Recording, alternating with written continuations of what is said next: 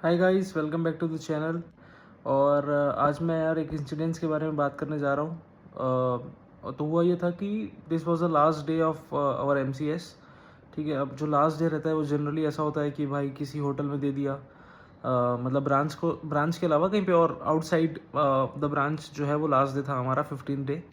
तो उसमें जो फैकल्टी आई थी उसने एक कंसर्न रेस किया सभी स्टूडेंट्स के सामने कि भाई मतलब मार्केट में ऐसा एक खबर आया है कि किसी एक सीए ने जो है वो 100 या 120 ऑडिट रिपोर्ट साइन कर दिया, जबकि जो एक्सेप्टेंस की लिमिट है वो तो भाई सिर्फ 30 की है एज पर आईसीआई एंड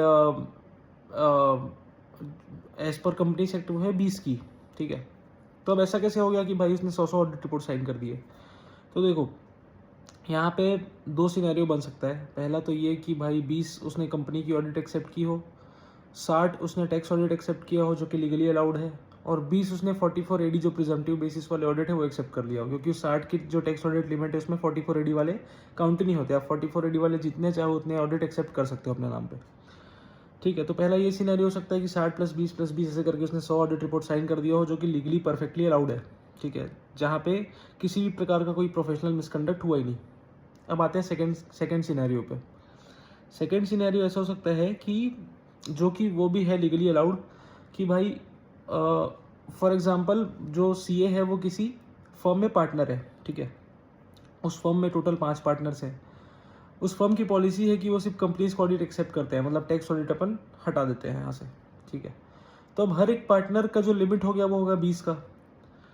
अब उसमें ऑब्वियसली जो है वो डोरमेंट और ओपीसी की अपन बात नहीं करेंगे, क्योंकि वो भी एक्सक्लूडेड है, वो भी एक्सेप्शन है। उसको भी जितना चाहो उतना एक्सेप्ट कर सकते हो, उसमें कोई दिक्कत नहीं है। तो अब उसके पास टोटल लिमिट हो गया 20 का। ठीक है, वो 20 ऑडिट अपने नाम पे एक्सेप्ट कर सकता है। तो 20 ऑडिट एक्सेप्ट कर लिया अपने नाम पे, और जो बाकी पार्टनर्स है 4 पार्टनर, उन्होंने 20-20 ऑडिट एक्सेप्ट किए, तो फर्म के नाम पे टोटल हो गए 100 ऑडिट। ठीक है, फर्म के नाम पे टोटल 100 ऑडिट एक्सेप्टेड है आज की डेट पे।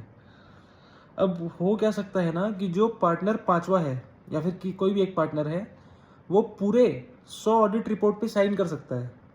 ठीक है जी, जो भले दूसरे पार्टनर्स ने एक्सेप्ट किया हो, लेकिन साइन जो है वो जो कोई एक पार्टनर भी कर सकता है on behalf of the other partners. तो इसलिए ऐसा हो सकता है कि भाई उसने 100 ऑडिट रिपोर्ट पे साइन कर दिया हो, जबकि ये तो लीगली अलाउड नहीं था। ऐसा नहीं है, लीगली अलाउड था, क्योंकि जो लिमिट है वो एक्सेप्टेंस पे लगाई हुई है।